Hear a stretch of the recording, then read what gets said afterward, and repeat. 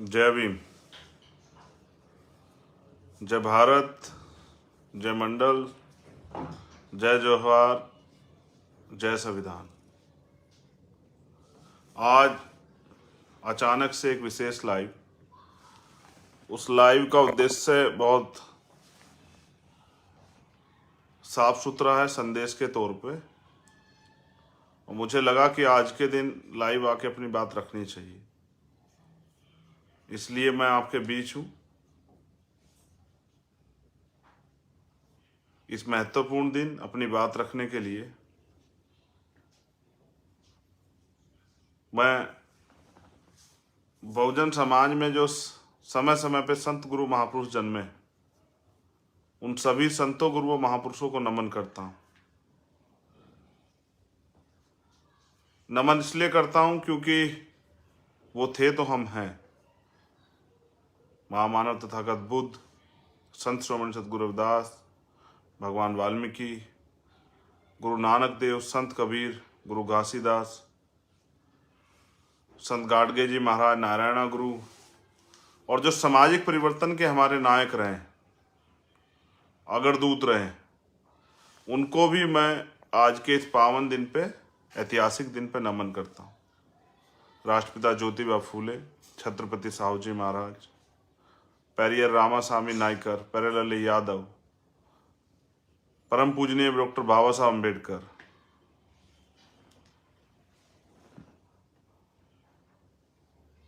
मान्यवर दीना भाना वाल्मीकि साहब, मान्यवर काशीराम साहब, बाबू जगदेव प्रसाद कुशवाहा, जननायक कपूरी ठाकुर, बाबू जगजीवन राम, महामना राम सु वर्मा, सर छोटू राम महाराज सिंह भारती जी,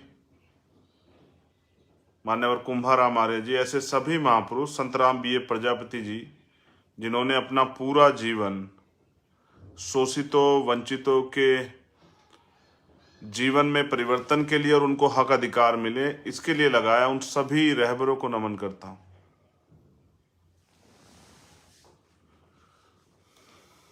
मैंने इनको नमन इसलिए किया क्योंकि उनका संघर्ष, उनका बलिदान, उनके द्वारा दिखाया गया रास्ता हमें आज आज़ाद भारत में लड़ने का अवसर और दोस्त और दुश्मन की पहचान करने का अवसर देता है, हमें जानकारी देता है, हमें रास्ता दिखाता है, हमें गलत सही का एहसास कराता है। इसलिए मैंने उनको नमन किया। लेकिन आज जिस विषय पर मैं बात कर रहा हूँ वो बहुत महत्वपूर्ण। आज 2 अप्रैल 2018, मैं सुबह से देख रहा हूं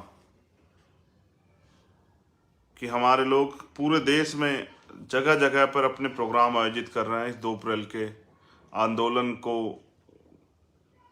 स्मरण करते हुए, याद रखते हुए। लेकिन मैं आपको कुछ कड़वी सच्चाई से रूबरू कराना चाहता हूं। जैसे हमारे संतों गुरुओं के साथ जो वीरांगनाएं हुई हैं बहुजन समाज में, उनकी भी एक अलग मान्यता है, उनका भी एक संघर्ष है। लेकिन क्योंकि भारत पुरुष प्रधान है तो हमने अक्सर महिलाओं के संघर्ष को नकारा। माँ सावित्रीबाई फूले, माँ रमाबाई, माँ फातिमा शेख, माँ अवंतिकाबाई लोधी, माँ झलकारी बाई, माँ उदादेव पासी, माँ पन्नाधाय, माँ आशा गुजरी, माँ के रूप में मैं उनको मानता हूँ, फूलन देवी, अन्याय के खिलाफ शक्ति का प्रतीक। मैं उन सब वीरांगनाओं को भी नमन करता हूँ जिन्होंने अपने प्राण, अपना जीवन, हम सुरक्षित रहें, हमें समानता का जीवन मिले। और जब हमारे गुरु संत महापुरुष आंदोलन को संघर्ष कर रहे थे तब उन्होंने उनके साथ निभाने में दिया। तो 2 अप्रैल 2018 ये एक बहुत बड़ा दिन है, इतिहास में दर्ज हुआ है दिन, किस लिए दर्ज हुआ कि हमने अपने अधिकारों की लड़ाई लड़ी। इसको हम 2-3 नामों से जानते हैं, जैसे हम इसको बलिदान दिवस के नाम से भी जानते हैं, जैसे हम इसको बहुजन एकता दिवस के भी नाम से जानते हैं, हम इसको बहुजन संघर्ष दिवस के नाम से भी जानते हैं, हम इसको शहादत दिवस के भी नाम से जानते हैं। लेकिन ये शहादतें क्यों और किस लिए, और उस शहादतों से हमने क्या सीखा और भविष्य की क्या तैयारी हमारे पास। 2 अप्रैल का आंदोलन क्यों करने की जरूरत पड़ी? जब सुप्रीम कोर्ट ने हमें हमारे मिले संवैधानिक अधिकार SC/ST एक्ट को कमजोर करने का प्रयास किया, तब हमने हमारे अंदर एक चेतना जागरूक हुई और हम लोग सड़कों पे आए, लाखों लाखों की संख्या में। सुबह के समय मजाक बना, जैसे शुरुआत में भीम आर्मी का बनता था कि ये नौजवान क्या करेंगे, ये कल के बच्चे क्या करेंगे। फिर दोपहर में विरोध हुआ कि ये सड़कें जाम कर रहे हैं, ये हल्ला मचा रहे हैं, और फिर अंततः दोपहर बाद ये स्वीकार किया देश ने कि SC/ST अपने अधिकारों के लिए सड़क पर निकला, और इतनी बड़ी ताकत से निकला कि केंद्र की सरकार को और सुप्रीम कोर्ट दोनों को झुकना पड़ा। लेकिन मेरे प्यारे साथियों, मैं आज बात कर रहा हूँ अपने नौजवान साथियों से, अपने सम्मानित जो मुझसे बड़े उनसे, अपनी बहनों से, माँओं से, अपने बच्चों से, अपने आने वाली पीढ़ियों से, जो नस्लें अभी छोटी छोटी हैं। एक अधिकार को निष्प्रभावी करने का काम किया, हम लोग इतना चिल्लाए, हमने हंसते हंसते शहादतें दी, हजारों लोगों ने मुकदमे झेले। आज भी मुझे बहुत सारे साथी सुन रहे होंगे जिन्होंने मुकदमे झेले, रासुका लगी। सरकार के द्वारा जो अन्याय है, आप आए थे अपनी मांग, अपने हक की आवाज उठाने, कई जगह आपको हिंसा का शिकार होना पड़ा, कई जगह आप पे गोलियां चली, कहीं आपको पुलिस की लाठियां खानी पड़ी। ऐसा माहौल बना डर का, झूठे मुकदमे लगाए गए। जब सरकार किसी आंदोलन को दबाना चाहती है तो इन सब चीज़ों का सहारा लेती है, सत्ता के जरिए, प्रशासन के जरिए, पुलिस के जरिए। लोगों को जेलों में ठूसा गया, मारपीट की गई, जबरन डराने का इंतजाम किया गया। इन सब के बाद सरकार को झुकना पड़ा। लेकिन मेरा सवाल ये नहीं, उससे भी बड़ी तैयारी सरकार ने की। हमारा मिला हुआ आरक्षण, हमें मिली हुई संवैधानिक नौकरियां, हमें मिली हुई जमीनें, हमें संविधान के जरिए सम्मान का जीवन जो मिल रहा है, हमारे लिए जो नए अवसर। अब नया इस बार का आप बजट देखो तो सरकारों का आपको एहसास होगा, पहले हमारे लिए SC/ST के लिए नई पॉलिसियां होती, योजनाओं होती थी, हमें अपने पैरों पर सशक्तिकरण के लिए, हमें अपने पैरों पर खड़ा करने के लिए। लेकिन आज की सरकारों के एजेंडे में नहीं। ये मैं नहीं कह रहा हूं, ये आप अगर चेक करोगे तो बजट आपको पता लग जाएगा। पहले बजट चेक कीजिए और अब के बजट चेक कीजिए। जो पैसा आपको तरक्की के लिए, आपको आगे बढ़ाने के लिए, आपको अपने पैरों पे खड़ा करने के लिए, इन वर्गों के सशक्तिकरण के लिए खर्च होता था, अब वो नहीं है। सरकारों ने वो खत्म कर दिया। एक बार जाग के और फिर सो जाना ये अच्छा नहीं है। मगर मैं आपको सच्चाई ये बताता हूँ, जैसे इंडियन आर्मी की बात हम करते हैं, जब देश का कोई जवान सीमा पे शहीद होता है, हम लोग यहाँ बड़े भावुक होते हैं, उसको नमन करते हैं, उसके अंतिम यात्रा में शामिल होते हैं। लेकिन एक कड़वा सच ये भी है कि उसके कुछ दिन बाद ही हम उसे भूल जाते हैं। उसकी मूर्ति लगाते हैं, हम उसके नाम पे गेट बनाते हैं, स्कूल बनाते हैं, लेकिन उसकी शहादत तब जो है पूरी साबित हो जाती है जब उसके बच्चे, उस शहीद के बच्चे, जो बुनियादी सुविधाएं उनको मिलनी चाहिए संवैधानिक अधिकार के कारण, उनके लिए वो दफ्तरों के चक्कर काटते फिरते हैं और उनकी कोई सुनवाई नहीं होती, और उनके काम कराने के नाम पर उनसे रिश्वत मांगी जाती है। और वो आज भी कई ऐसे परिवार आपको देखने को मिलेंगे। मैं बस आपको ये याद दिला रहा हूँ, शहादतें देनी पड़ेंगी। अगर आपको अधिकार चाहिए तो मांगने से नहीं मिलेंगे, उसके लिए आपको ताकत बनानी पड़ेगी। अधिकार, आज का जो समय है जब वो ताकतें जो लंबे समय से चाहती थी आप अधिकार मिल रहे और वो आपके अधिकारों पे कब्जा कर ले, तब आपको और ताकत, इतनी फोर्स इकट्ठा करनी पड़ेगी कि आप उस अधिकारों को छीन सको। बाबा साहब अम्बेडकर ने भी कहा, जो अधिकार छीन गए हैं या जो छीन लिए गए हैं, उनको वो मांगने से नहीं मिलेंगे, उनको छीनना ही पड़ेगा। ये मैं नहीं कह रहा हूँ, ये डॉक्टर बाबा साहब अम्बेडकर कह रहे हैं। मैं आपको क्या याद दिलाऊं, क्या कितने परसेंट लोग ऐसे हैं जिनको याद है उन शहीदों के नाम, जिन्होंने इस अधिकार को बचाने के लिए अपनी जीवन को हंसते हंसते निछावर कर दिया? क्या आप जानते हैं वो कौन से जिले में, कौन से प्रदेश में रहते हैं? क्या कभी इस आंदोलन के बाद कभी आप उनके परिवार से मिलने गए? आपने उनके आंसू पूछे? आपने उनकी कोई मदद की? आप उनके साथ खड़े हुए? फिर आपका क्या योगदान था? मेरी बात पे गौर करना। मैं जो कहता हूँ बहुत सोच समझ के कहता हूँ। आज उन जिन परिवारों से शहादतें हुई वो अपने लिए नहीं आए थे, वो अपने समाज के अधिकारों के लिए आए थे। व्यक्तिगत उनको फायदा नहीं था। जैसे आज पूरे देश में भीम आर्मी के नौजवान लड़ रहे हैं, वो अपने व्यक्तिगत फायदे के लिए नहीं लड़ रहे हैं, वो समाज के हितों के लिए लड़ रहे हैं, समाज पे होने वाले अन्य अत्याचार के खिलाफ लड़ रहे हैं। उनका अपना कोई व्यक्तिगत एजेंडा नहीं। राजनीतिक कारणों से, किसी और कारण से आप उनको बुरा भला कह सकते हैं, लेकिन आप उनके जितना काम नहीं कर सकते। और हमने खोए हैं इस आंदोलन में बहुत सारे साथी। मैं तो आपसे कह रहा हूँ, आप अपने सच्चे मन से पूछो, अपने दिल पे हाथ रख के, क्या आपको उन शहीदों के नाम याद है जिन्होंने इस अधिकार को बचाने के लिए कुर्बानियां दी थी? क्या कभी पीछे पलट के आपने उनको देखने जानने का प्रयास किया?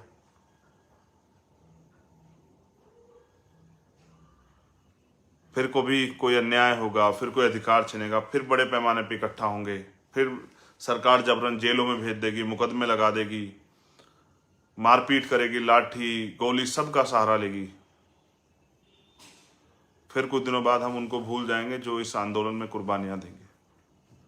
आज भी ऐसे सैकड़ों लोग हैं जिनको हम भूल गए। आज भी ऐसे हजारों लोग हैं जिन्होंने संघर्ष किया, जिनको हम भूल गए।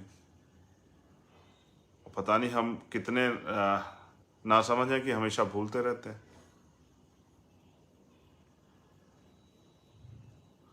मैं तो बस आपके याद दिला रहा था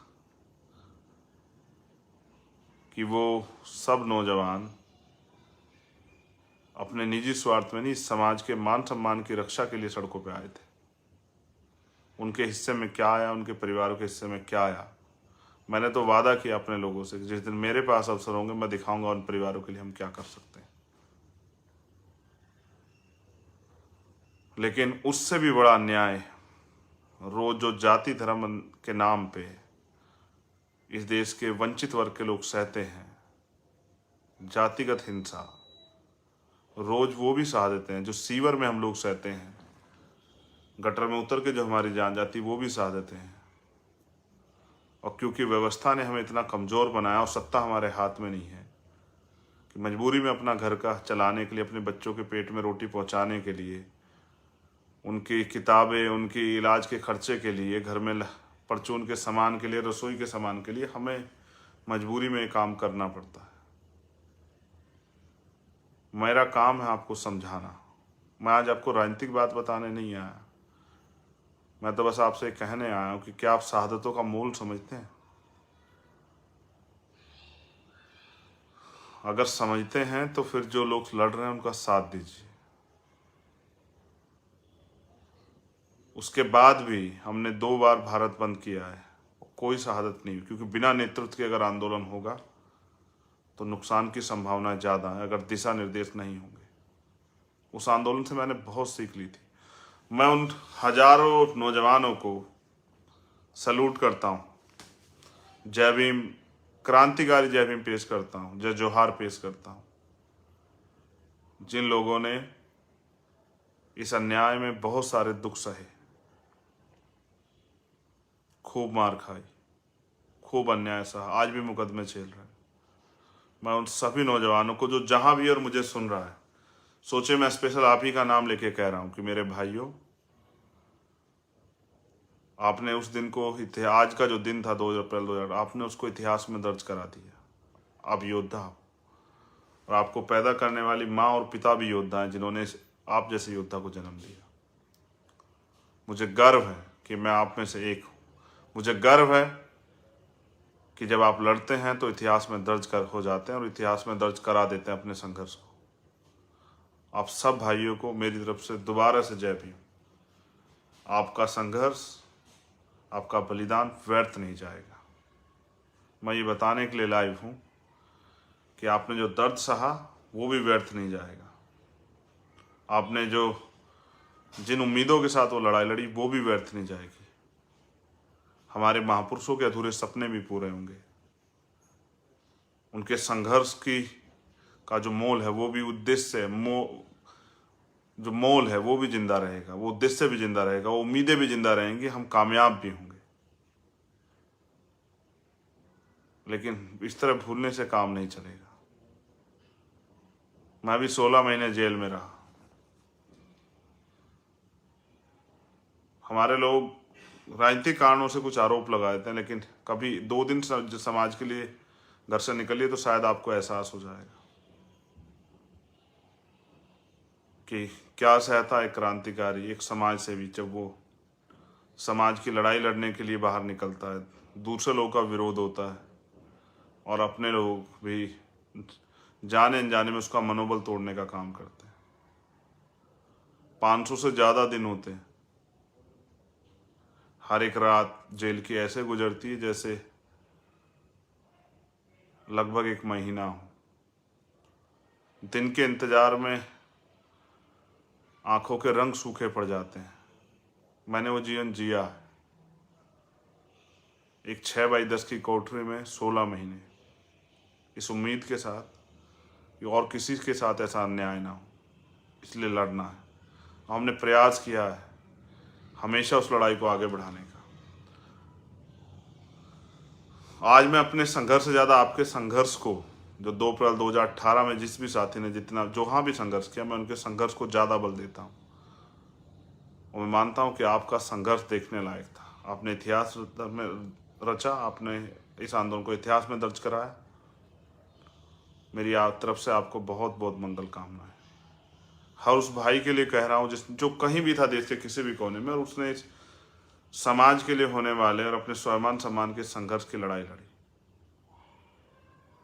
लेकिन फिर आपसे कह रहा हूँ कि इस तरह अगर आप सादतों को भूल जाओगे तो फिर दोबारा से शायद कोई ईमानदार से लड़ने ना आए। तो जो लड़ रहा है उसका सम्मान कीजिए। मैं उनके लिए बोल रहा हूँ जो 2 अप्रैल 2018 के साथी। मेरा तो जीवन ही ये है, मेरे साथियों का तो जीवन ही है। उनके लिए तो हर दिन 2 अप्रैल जैसा, जब उनको खुद को साबित करना होता है हर लड़ाई में। आज भी कहीं ना कहीं भीम आर्मी के लोग आंदोलन कर रहे होंगे, जैसे मुंबई में, जैसे गुजरात में, जहाँ एक बहन के साथ अन्याय अत्याचार हुआ और कार्रवाई नहीं हो रही। कार्रवाई के नाम पे खाना पूर्ति हो रही। मैं भीम आर्मी के भी एक साथी को, जिनकी वजह से मैं हूँ, जो मेरा परिवार है, जिनकी वजह से भीम आर्मी का एक छोटा सा सिपाही गौरवान्वित होता है, जो देश के सभी कोनों में रह के अन्याय के खिलाफ लड़ते हैं, जो नीला पटका शान से पहनते हैं और उस नीले पटके के लिए कोई भी कीमत चुकाने को तैयार है उसके सम्मान के लिए। मैं उन सभी साथियों को भीम आर्मी के बहुत बहुत बधाई और मंगल कामनाएं देता हूँ। मैं उनके लिए ये भी आशा और उम्मीद करता हूँ कि आने वाले कल में वो इस समाज के जरिए, राजनीतिक आंदोलन के जरिए देश का नेतृत्व भी करेंगे, अपने अपने प्रदेशों में भी नेतृत्व करेंगे और अपने प्रदेश की जनता खुशहाल करेंगे। और जो राजनीति के नाम पे भ्रष्टाचार और खेल हुआ है यहाँ पैसे का, उसको बंद करके ईमानदारी से अपने लोगों के लिए काम करेंगे, उनके दुख को दूर करने का प्रयास करेंगे। मेरे कंधों पे करोड़ों लोगों की जिम्मेदारी।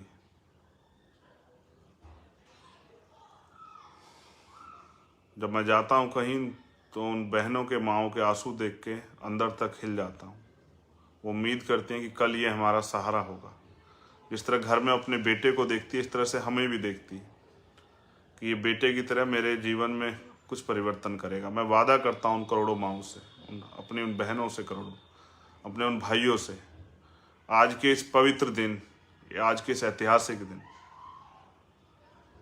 कि हम इसी जीवन में अपने महापुरुषों का सपना भी पूरा करेंगे, बाबा साहब अम्बेडकर और माननीय काशीराम साहब का, और सामाजिक परिवर्तन, आर्थिक मुक्ति के आंदोलन को सफल भी करेंगे। इस देश के संविधान की रक्षा भी करेंगे, उसको लागू भी कराएंगे।